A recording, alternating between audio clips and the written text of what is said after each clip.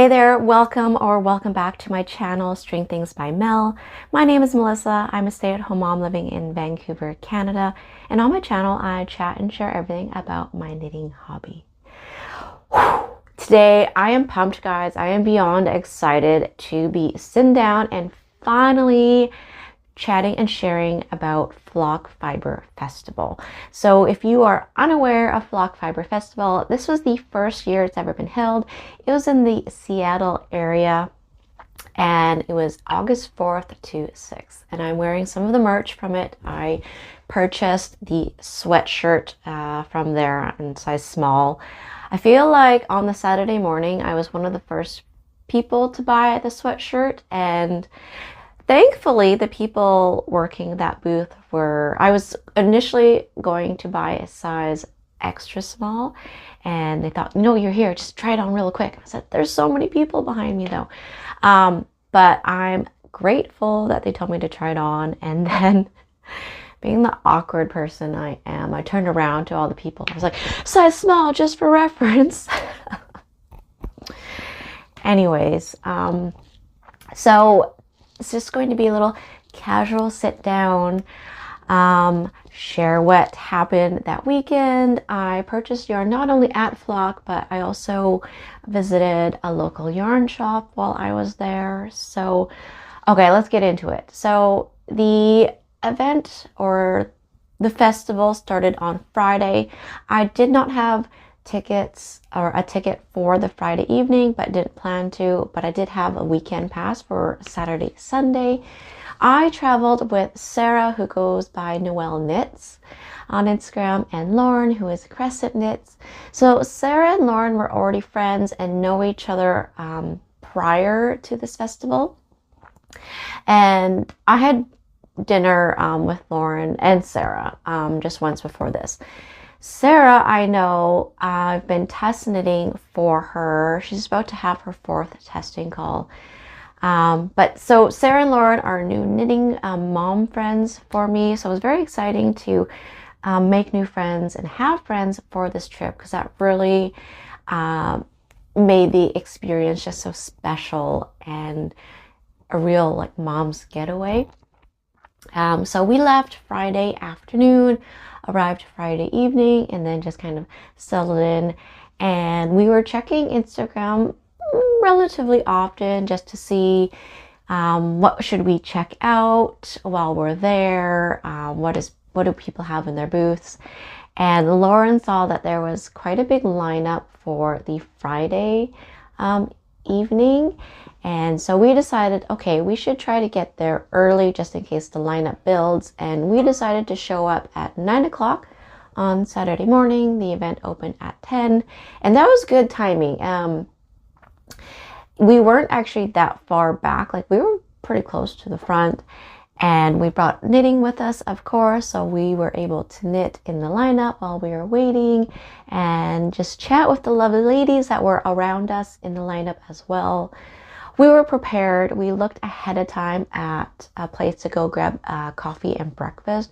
So I drove over to a coffee shop not too far from where we were staying at our Airbnb, and then took our breakfast with us and got into the lineup at 9 o'clock.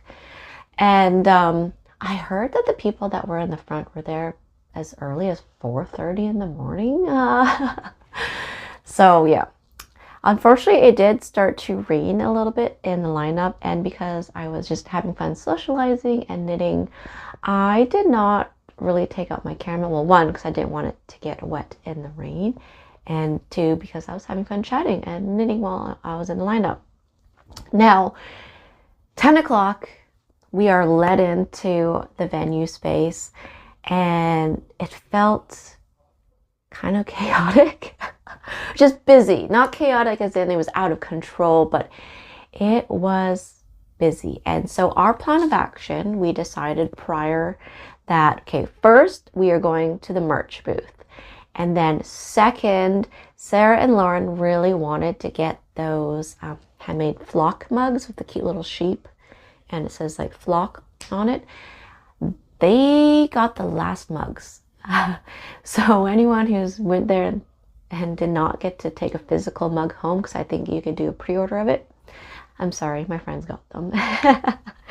And then after that, it was just like finding a booth that had space, because there was just kind of a mad rush. After that, I had no actual plans of where I wanted to go. So what was the order? I can't remember the order, but I know Sarah and Lauren really wanted to go see what Le Mercier had for the Le Bien Aimé yarn. I'm getting a little tongue-tied here. And then Explorer Knits was on Sarah's list. So wow, there was, once you could actually get into the booth of Explorer Knits, there was a huge lineup just to pay. And there was a lineup for Le Bien Aimé or Le Mercier's booth as well. So while like Sarah and Lauren were in their lineups to pay, I just walked around and sort of assessed the area. I did pull out my camera a little bit, but really it was so busy that all you could see was people at the booth. You couldn't see the booths themselves. So I don't know if I'm going to be really sharing any footage of that. So I do recommend going on Instagram and going to the vendors' Instagram accounts to see what their booths look like, because I did not get any good footage of that. So I should just open up my bag. So I have been so patient. So today's Thursday.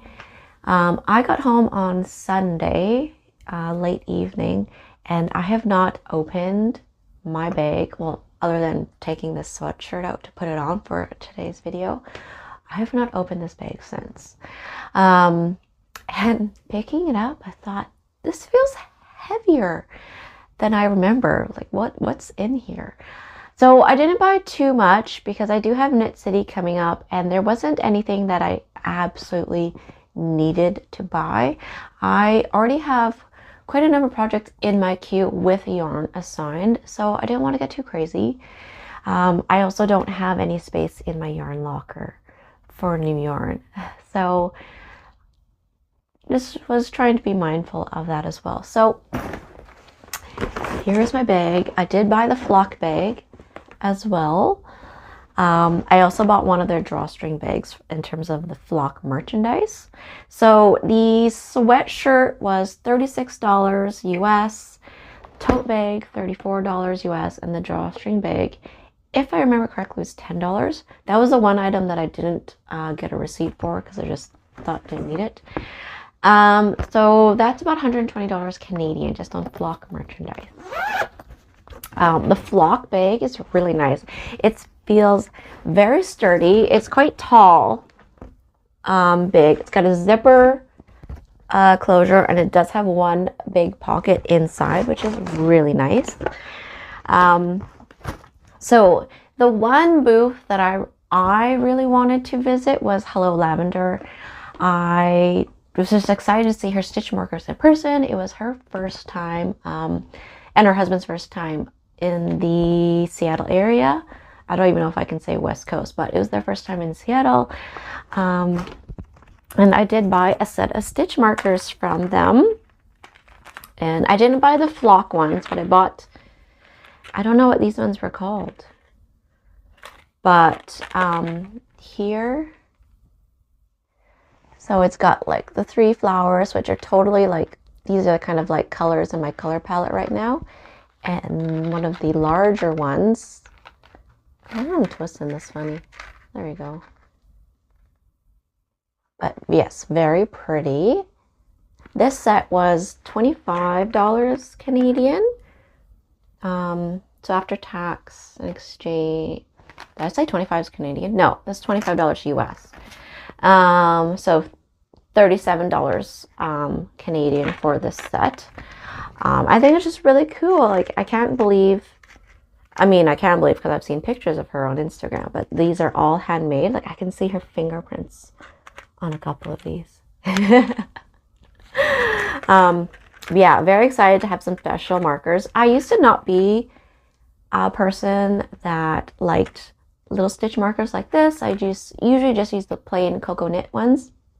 But as Lauren was saying, sometimes it's kind of nice when you have that special marker and while you're working on your project and just, you know, just the little moments, a little smile, like, oh, that's pretty. Yeah, that's fun. Yeah, so definitely we'll be careful to kind of hide these from Darcy because she loves little stitch markers as well. I had purchased some Sailor Moon ones from someone on the East Coast that Gentle Island knits, and I don't know where half of them are because Darcy's taken them because she likes them. But yeah, I'll try to keep these ones away from Darcy if I can. So I think, was this the first thing I purchased? Might have been. I don't know the order of anything, but we're gonna go through it all. Okay, so next, so something I had on my list was that I would like to make the porcelain sweater from, I don't know how to pronounce it. Is it Len Holmes? I'll put the information on the up for you and also in the description. But the porcelain sweater, as the name suggests, it kind of looks like porcelain china. So I already have the main color yarn. I have some bare fingering weight yarn from Knit Picks, and I have some Touch Me Mohair left over in my stash in natural or white. So I wanted to find the blue for that sweater. So while my friends were in line to pay for their items, I was going around just looking for blue.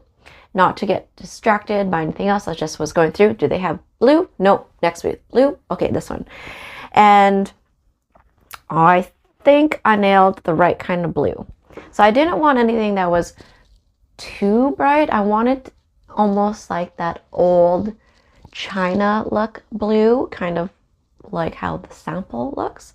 So I'm very excited that I was able to find a fingering and a Suri from one place, because the pattern is fingering held with mohair, but I'm going to be using, well, this one's Suri, and Touch Me Mohair is actually an alpaca mohair blend. But I found this blue from Super Glo. So this is the sock fingering, and this is the cloud Suri, and I think that's going to be a really nice combination. So the fingering, the sock is the color Sapphire, and the Suri is called Royale. The sock yarn is a 75% merino, 25% nylon, and the Suri is 65% Suri alpaca, 35% silk. But yeah, so that is going to be my blue for the porcelain sweater. Yeah, so it's just bright enough, but not too bright. And it looks like the sock, it seems pretty consistent in color. You can see it's a little bit tonal. There are parts where it's a little bit lighter, a little bit darker, but that's okay with me. And there's really not that much blue on the sweater, so I am going to have some leftover. I am slowly kind of collecting fingering and DK weight yarn because I hope one day in the future I can make a sea glass sweater. So any leftovers will go towards that. So the sock yarn was $29 US, and sorry, this is the sock yarn, and the cloud Suri was $32 US. So that's after tax and exchange. That's $92 Canadian for these two. So later, okay, so the first hour and a half of this Saturday morning was very busy, and all of a sudden it seemed like, I think it's when a lot of people went for lunch. So after an hour and a half, we're like, whew, like, I think we need a break. So we checked out the food trucks that were there. We were a little underwhelmed. But I had remembered that there's the Magnuson Cafe and Brewery, which was just like a less than 15-minute walk away from the venue. So we decided that we would walk over there, and it was actually a really nice break to just like step away. And this place was right on the water, and we sat outside and just like grabbed some sandwiches and I also got a flight of beer because why not? Did not end up finishing my flight of beer. I was actually strangely like not like I was hungry, but not that hungry. But my flight of beer was good. And it was funny when I was ordering the flight, because obviously you can choose your options, and the flight was a 4. I asked the person working there, it's like, oh, do you mind like choosing, like surprise me? And she was surprised that I said that. And I thought, is that not normal or like regular that people just say like surprise me? Because here in the craft brewery scene in Vancouver, I often just do like dealer's choice, and I'd be like, yeah, you choose for me. And that's very normal, and that happens a lot. And then they will often choose based on kind of like your taste, or like if you were even eating something. It's like the sommeliers in the beer world. But anyways, she chose some for me, and they were all really good. I mean, the hazy IPAs, of course, were a bit bitter as expected. Did not finish those ones, but I quite like the sour, and the one that's like a Hefeweizen. Those ones were really nice to pair with my sandwich. I just got a BLT. And yeah, it was really nice and chill. It seems like a really popular spot where people cycle and like have a break there, have a beer or two. There's also some families there. And later we saw some other people from the festival also stopping there for lunch.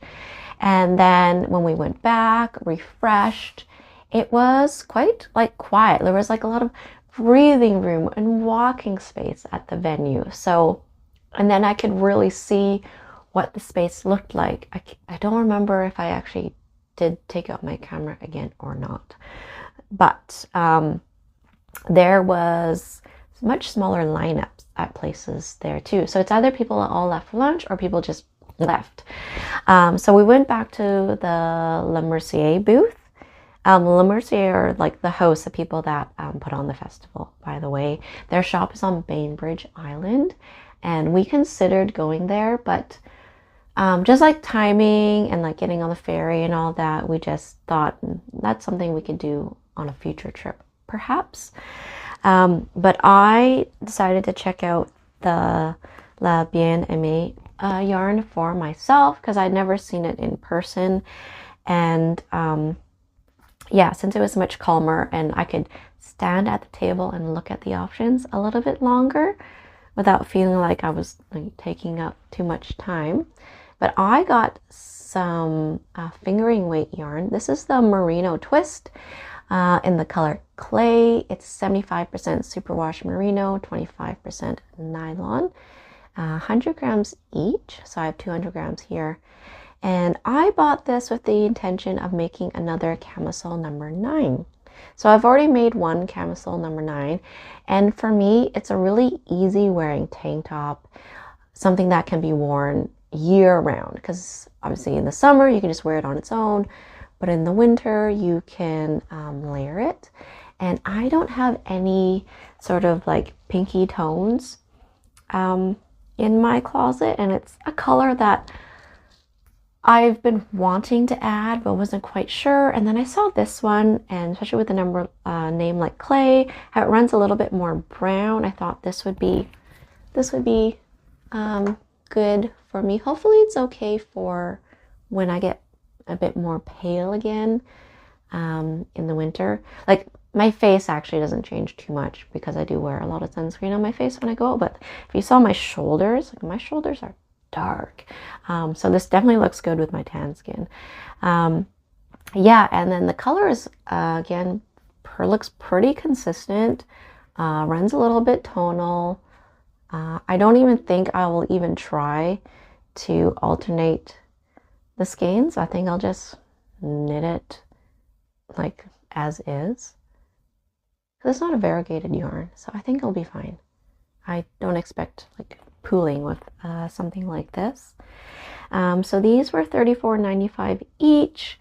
So in Canadian, that's $105 Canadian for these two after the exchange and the taxes. All right, there's that. Oh, here is the drawstring bag that I got. So it's a good size. It's a good, like, a smaller top project bag size. Also just good for storing yarn as well. It's also made out of like a cotton canvas material. Yeah, 100% cotton. But yeah, that was kind of like a last minute thing before we were leaving on Saturday. I thought, yeah, I do want one of those. I almost bought like a green t-shirt as well, but I thought, you know what, I've got the sweatshirt. One clothing item is enough. Okay, what do I have left in here? Okay, I have one thing left from the actual festival. So I didn't know Making Treasures was going to be at Flock. So I'd seen her account just like kind of randomly on Instagram. She's got what's called the Maker's Notebook, and I'd mentioned it to Sarah, and then when I saw the booth there, I was like, oh my god, I didn't know she was going to be there. I can get the notebook like in person, not have to worry about shipping and everything. I got the gilded version, which means the edges of the pages are kind of like, is it rose gold? No, kind of looks kind of rose gold. But yeah, it's just like a beautiful project book, which I haven't even like opened. What does it say? A companion for makers to document their fiber adventures. This beautifully crafted journal offers ample space to record project details, sketch out design ideas, keep track of patterns, manage yarn and needle stash, and so much more. Whether you're a seasoned maker or just beginning your journey, may this notebook become a cherished keepsake, preserving memories of your creative endeavors for years to come. So there are 384 pages. It's A5 size. It has special lay flat binding. Let's see if I can get this thing off without like having to rip it. I might have to just rip it open. Bear with me. Okay. So yeah, the pages are like a thinner pages, so hopefully like I don't get too much bleeding. But so for let's see one of the, so there's a mix of grid, mix of dot grid pages in here. The project notes, so I really like how, I don't know, is it too blown out to see? There you go. How it's already like, it's got a template in there so you can write down the project name and the pattern and the size. Because some of those details in my own dot grid book that I use, I forget to put all of them because I have to write in these like headlines myself, and then they're never in the same spot. So it's really nice that there's like designated lines already set up in here. So I'm really excited to use this. There's a lot of space in here, and considering how like slow knitting is, I think this really will last a number of years. So yeah, this book is a bit of an investment. This book was listed for $50 US, so that's $75 Canadian for this book. But it's hopefully, as Lauren, my friend, was saying, how, you know, it's like a really nice book. You can put all your little notes, and if you can imagine if like your daughter or son or like a grandchild gets into knitting and does some like pass on something like this, almost like an heirloom notes, I thought that was a really cool thing. So yeah, not sure what my first project is going to be that I write into it, and I'm not sure if I want to add like rewrite my project notes that I have in my existing book and put them into here. I'm not sure yet. I also am wondering like which pen am I going to use to write here. Like, it's such a special book. And so quick story, well, when I went to this the booth, is Sophia, she recognized me. She said, hey, you have a YouTube channel. And you know, it hadn't really crossed my mind about being recognized. Sarah and Lauren asked and mentioned, they said, what if people recognize you? And I didn't really think of that. And then it happened. And then she said, can I get a photo with you? And I was like a bit stunned. Yeah, and then more people recognized me, and yeah, so thank you to everyone who did come up and say hi to me. It was really nice to meet some viewers in person.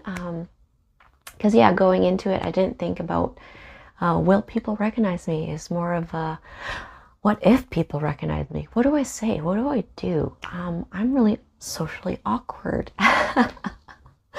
The spontaneous meets, yeah, I am awkward. And I think to new people, at first I might look like disinterested or disconnected, and that's because I'm so in my head thinking about how I'm supposed to engage and talk to a person. And this is like even before like pandemic. Like I got even more awkward after the pandemic because of not talking to people regularly. I'm the type of person that it's gonna sound strange, but I have to kind of rehearse different scenarios in my mind before I'm about to go to a social event, even if it's with my own friends, just to avoid too many awkward moments and embarrassment. And I have to kind of continually assess the situation or read the room. Maybe it's a little bit of like masking or something, but I'm always looking, okay, I don't want to be the quietest person there, but I don't want to be the loudest person. Like, how are these people? And yeah, and like rehearsing scenarios, because I'll have conversations with people and then I'll tell my husband about the conversation and he will ask a question because he's interested. And then I think, oh, I never thought to ask that. No, like, okay, wow, thinking back, that conversation was kind of one-sided. I didn't ask any questions. So that's why I need to kind of rehearse, because I need to rehearse engagement. I don't know if that, anyways, I'm actually an awkward person. So hopefully I didn't seem too awkward if you did come up. But yeah, so that is everything that I actually purchased on the Saturday at Flock. Now the Sunday, so we did have tickets to go on Sunday, but we all felt that we were kind of blocked out, and we purchased everything that we thought we would have purchased. So Sunday was a day we decided that we agreed we would sleep in. I did not end up sleeping in. I guess I was too excited. So I still woke up in my usual, like close to 7 o'clock. The other girls were still sleeping, so I had my tablet with me though, so I took that out, laid in bed with my knitting project, watched an episode of Laura Penrose, and just knit in bed in quiet. And that is something I don't get to enjoy while I'm at home with my husband and daughter around. So that was really nice. And then, yeah, we still hadn't quite decided what we were going to do, but then we were talking about the Cozy Days Daisy crochet blanket from All About Emmy. Sarah was interested in making that, so we thought, you know what? There's Joann's here. We don't have Hugh and me carried. Well, at least I haven't seen it at Michael's here. So we looked up what the closest Joann's was. We drove over there, and it was closed. There, due to some technical issues, we couldn't go. They wouldn't be able to like process payments and things, so we had closed. And then Sarah pointed out that we were close to the little yarn shop called the Tea Cozy. So Saturday night I was kind of browsing and looking up little yarn shops, and based on the yarns that I carried in the shops, I saw that the Tea Cozy would be or could be a good option for us to visit. Now, since we were on our way to Joann's and at Joann's, I'd kind of forgotten that I had said that, but then Sarah was looking at the map of like, okay, what else can we do while we're here? And I'm really glad she pointed that out, because this yarn shop was so cute and carried some really nice things. So I did make some purchases there. Let me clean out the space that's in front of me. So from there, see, like I really have not taken anything else, still in the shopping bag. So the Tea Cozy, I guess it's in the neighborhood called Ballard. And so from there, I got an issue of Pom Pom. I got this one here because I really want to make this one for next summer. I've kind of accepted that I'm not going to have time to make it this summer. It's already August. But I would like to make this. Maybe it's something that I slowly crochet, because crochet, it's a lot harder on my wrist than knitting. So this could maybe be something that I just, like, I could start it now and just work on it here and there. We'll see. I don't actually have any yarn for this. I haven't looked up what yarn is used for it. But I'm digging the yellow. Like, I think I would need to make one in the same yellow. So I picked this up. This was $25 US. I don't think I wrote down, yeah, I'll tell you my total cost. And then, so something that was on my list for the festival was to look for some sort of needle organizer, and specifically for fixed circulars. I didn't see anything like that at any of the vendors at Flock, but at this shop I found this little bag here, and it kind of like opens accordion style. And this is from Plystre. She is from Norway, and she's also Southeast Asian. I believe she's Thai. I don't know if she was born in Thailand or if she's born in Norway, but her ethnicity, she's Thai, which is, I'm Lao, and Laos is the country next to Thailand. So anyways, I think it's really special to see other like Southeast Asian women in the knitting community, just to see like more representation of Asian people as well. But anyways, I was really excited to find this. This was $54. So yeah, a little pricey, a little bit up there, but I told myself, like, I will not be able to make something like nearly as nice as this, because I do know how to sew, but yeah, also timing. When am I going to take out my sewing machine? But yeah, this has like a bunch of little pockets and space to actually put like the needles and like the cables in there. So really excited to organize my fixed circulars, because I'm very into fixed circulars right now. And I just have been keeping them in the plastic wrap right now, which is kind of convenient when you only want to grab one of them and throw them in the bag. But I know over time, like, that plastic wrap is probably going to like rip and get kind of, you know, janky. So, and if I were to like travel, this is something that's a little nicer to carry all of them in. And what I was really excited to see at the shop was Hedgehog fibers, another yarn I've never seen in person. And I only bought one skein. This is 100 grams of the Tweedy yarn. And normally I don't buy just single skeins of anything, but this hopefully should be enough for a hat. I'm thinking the weekend hat from Petite Knit. I might have to make it like a little bit shorter, because I think it's technically a little bit less yarn for, well, I guess, see, here's the thing, it depends what size I make. So I have a small adult head. Like, I wear a youth size helmet for skiing.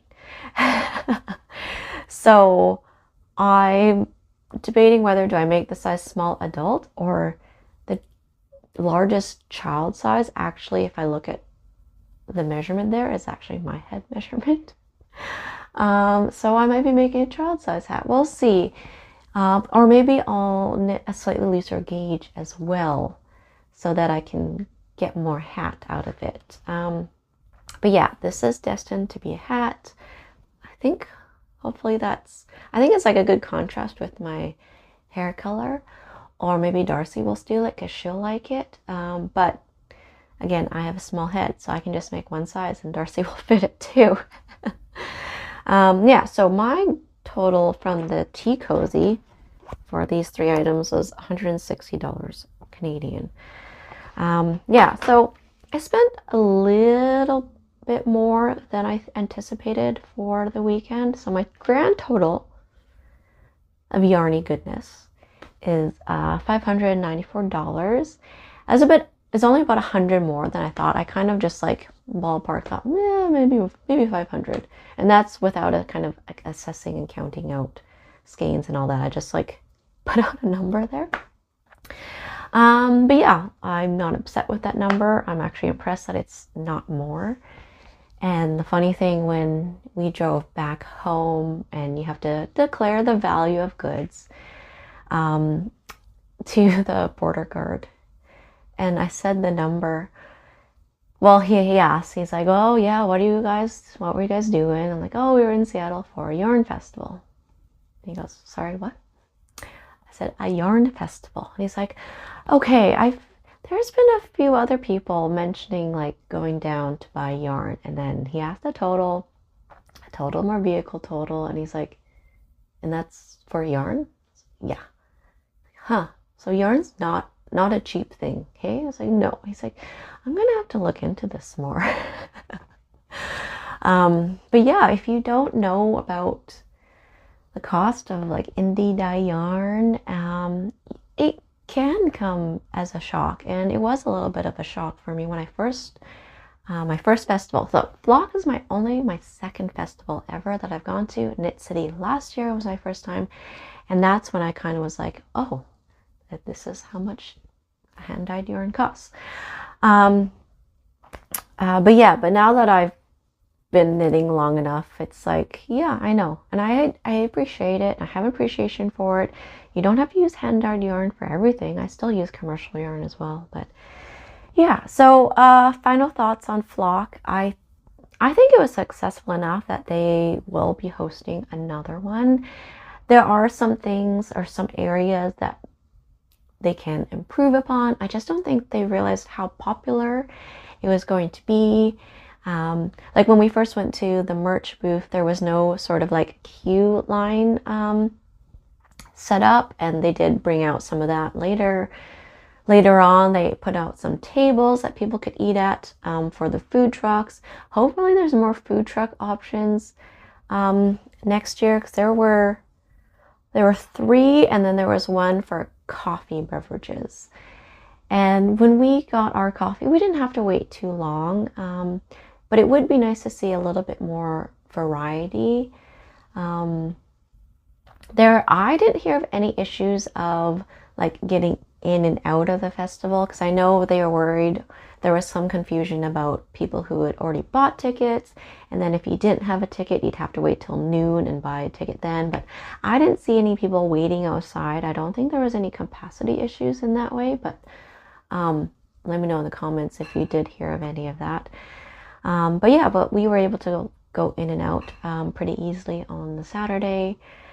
I think if there were vendors being able to have more ways for people to pay, because a lot of them only had like one Square device, but I think that was limited by like the internet connection available of that. So because like Explorer Knits and Le Mercier had such huge payment lines, I could definitely see that people were getting a little bit impatient and probably like a little bit of FOMO, like, oh, I'm in this line, but I really want to get to that booth before they sell out of things like that. And yeah, and I think some vendors, like, they sold out of a bunch of stuff like within the first like hour and a half on Saturday. So yeah, it was quite popular, and I think I look forward to it next year. Hopefully they do indeed host another one next year, because I'll be there. Coming from Vancouver, it was, other than the border wait on the way there, I think it was a long weekend as well for us. We had to wait an hour at the border because Sarah and Lauren don't have Nexus. If we all had Nexus, there would have been 0 border wait. But I didn't want to like bug them too much about that. But yeah. So, and just having a weekend, like we're all moms, to have a break of no mom responsibilities and just not having to plan everything and worrying about having all the snacks and worrying about hangry kids. And one thing was like, wow, I just took a shower when I felt like taking a shower, and I didn't have anyone run in and interrupt me. Like those little things to enjoy, and just, yeah, it was really great. Like, thank you Sarah and Lauren for like being friends with me now and letting me come on that trip with them. I felt a little bit awkward at first asking Sarah, like, hey, are you going to vlog? Like, you want to go together? We've been hung out only twice before, but let's go on this trip cross-border. But yeah, it was really great. And before I start like rambling, I think I should cut myself off now because I'm also getting hungry. It's lunchtime. But yeah, feel free to leave me any questions or comments. Did you go to vlog? What did you think about it? Will you go again? Yeah, so thank you so much for hanging out with me and letting me share with you guys what I bought in my Seattle weekend. And until next time, guys, happy knitting. Bye.